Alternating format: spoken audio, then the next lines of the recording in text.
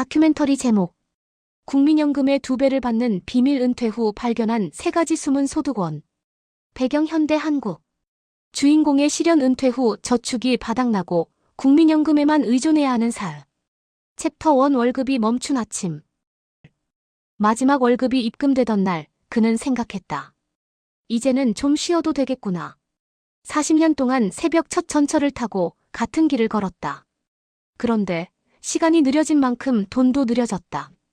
냉장고의 웅웅거림이 집안을 메우고 전화는 좀처럼 울리지 않았다. 그는 스마트폰을 열었다. 잔액 32만 7천 원. 다음 연금 지급일까지는 아직 열나흘이 남아있었다. 챕터 2 여유로울 줄 알았던 노년. 그는 은퇴하면 삶이 한결 평화로울 줄 알았다. 국민연금이면 충분할 거라 믿었다. 하지만 충분하다는 말은 반쪽짜리 진실이었다. 전기요금, 병원비, 손주들 용돈까지. 모든 게 매달 조금씩 비싸졌다. 연금은 제자리에 있었지만 세상은 점점 멀리 달려갔다. 챕터 3 남은 것들을 세기 시작하다. 그는 이제 숫자를 세기 시작했다. 돈뿐 아니라 쌀 한 숟가락, 휴지 한 롤, 그리고 다음 지급일까지 남은 날짜까지. 언젠가부터 아내는 전단지를 들여다보며 말했다. 이번 주엔 이마트보다 시장이 더 싸네. 그는 웃었다. 하지만 눈빛은 웃지 않았다. 챕터 4 잠들지 않는 빚. 어느 날 아들이 전화를 걸어왔다. 전세 보증금이 모자란단다. 아빠, 조금만 도와줘. 그는 말없이 고개를 끄덕였다. 은행은 친절하게 또 다른 대출을 권했다. 그로부터 매달 이자, 납부 안내문이 시계 알람처럼 도착했다. 잠이 깨는 건 새벽이 아니라 빚이었다. 챕터 5 사라지는 중산층. 그는 한때 중산층이었다. 이제 그 단어는 오래된 주민등록증처럼 낡고 무의미했다. 시장에 가면 변화가 가장 먼저 보였다. 예전엔 늘 사던 생선이 사치가 되었고 외식은 죄책감이 되었다. 은퇴는 상이었다. 하지만 지금은 서서히 지워지는 이름표였다. 챕터 6 위기의 겨울. 밤장면. 형광등 아래에서 가스요금 고지서를 바라보는 남자. 그해 1월 유난히 추웠다. 가스요금 고지서에는 18만 6천 원. 그는 종이를 한참 들여다봤다. 숫자가 바뀌길 바라며 오래 바라봤다. 보일러를 끌까 했지만 아내의 기침 소리가 마음을 멈추게 했다. 그날 밤 그는 잠들지 못했다. 창문 가장자리에 하얀 서리가 피어올랐다. 생존과 포기의 경계선처럼. 챕터 7 무너지는 순간. 음악이 멈춘다. 정적. 내레이션. 은행 창구에서 직원이 말했다. 고객님, 잔액이 2만 7천 원 남아 있습니다. 그는 고개를 끄덕였지만 말의 뜻이 멀게 들렸다. 길을 걸으며 손을 주머니에 넣었다. 그 속엔 저녁값도 되지 않는 동전 몇 개뿐이었다. 그는 깨달았다. 가난은 어느 날 갑자기 오는 게 아니었다. 조용히 스며드는 것이다. 밀폐되지 않은 창문 틈으로 스며드는 겨울 공기처럼. 챕터 8 어둠 속의 질문.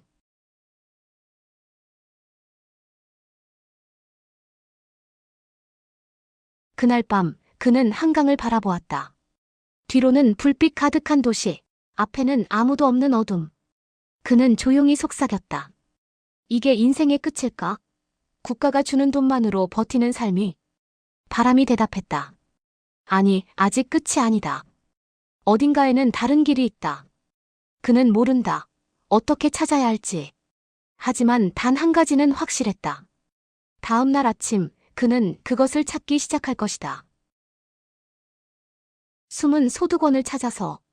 주제 은퇴 후 국민연금만으로는 버티기 어려웠던 한 남자가 기록 배움 연결의 시스템을 통해 2번째 소득을 만들어가는 여정. 챕터 9 새벽의 결심 터닝 포인트.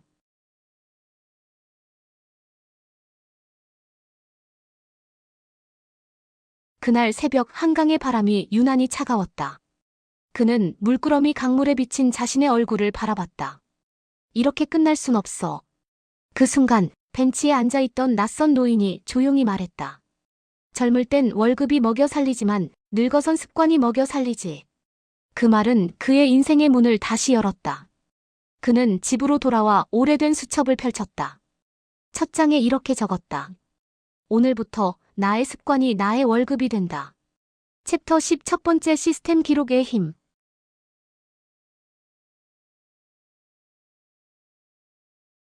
그는 매일의 지출을 적기 시작했다. 커피 한 잔, 버스비, 편의점 간식까지. 하루의 숫자들이 모여 삶의 그림이 보였다. 기록은 단순한 숫자가 아니라 내가 어디로 새고 있는지 보여주는 지도였다. 그는 지출을 세 가지로 나눴다. 필수, 습관, 허용. 그중 허용을 줄이자 한 달에 20만 원이 남았다. 그 돈으로 그는 작은 통장을 열었다. 그것이 시스템의 첫 톱니였다. 챕터 11 두 번째 시스템 배움의 루틴.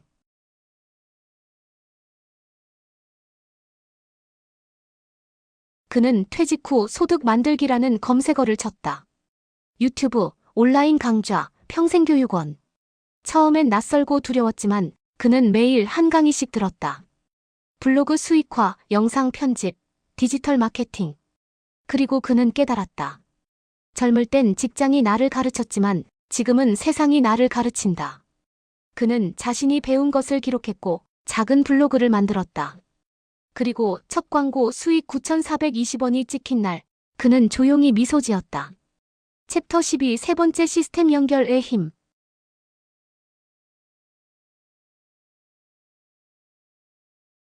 그는 다시 사람들과 연결되기 시작했다. 퇴직 후 잊었던 친구들에게 연락했고 온라인 커뮤니티에 가입했다. 시니어 크리에이터 모임, 퇴직자 재취업 네트워크, 중장년 엔잡 스터디. 거기서 그는 들었다.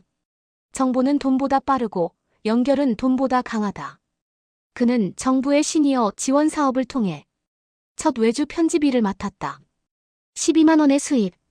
그날 그의 계좌에는 희망이란 이름의 알림이 울렸다. 챕터 13 세 가지 시스템의 작동.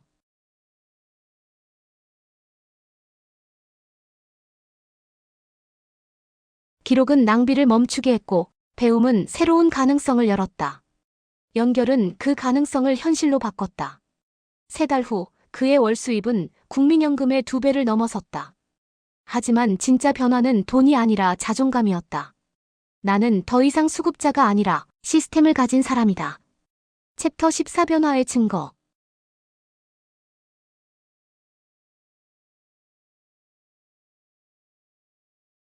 이제 그는 매일 새벽 커피 한 잔 옆에서 블로그를 쓴다. 조회수는 늘고 문의 메일이 오기 시작했다. 강의 요청, 협업 제안, 브랜드 인터뷰. 세상은 그가 살아있다는 신호를 보내왔다. 내가 기록한 하루가 누군가의 희망이 될 줄 몰랐다. 챕터 15 결론.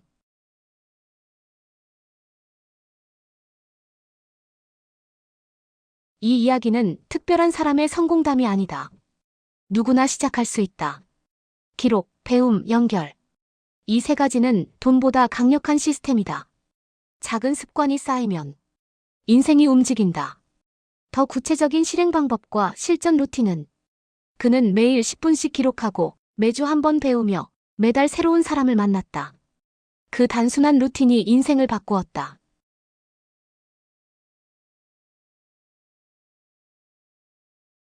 은퇴는 끝이 아니다. 시스템이 시작되는 첫날이다.